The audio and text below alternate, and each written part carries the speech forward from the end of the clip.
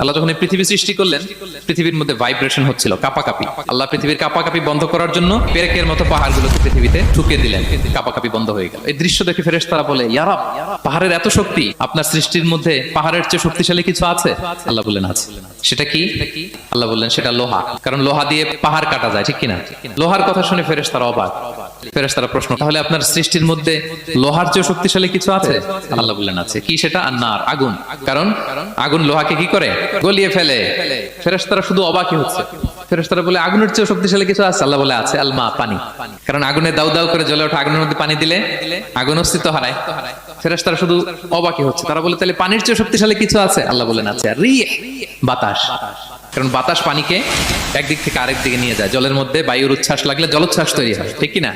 ফেরেশতারা আবার অবাক হয়ে বলে, তাইলে বাতাসের চেয়ে শক্তিশালী কিছু আছে? আল্লাহ বললেন আছে। সেটা কি? বলতেছে বনি আদম। ওই মানুষ শক্তিশালী যে গোপনে দান করে, এত গোপনে যে ডান হাত কি দান করলো, বা হাত সেটা টের পায় না। পড়েন সুবহানাল্লাহ।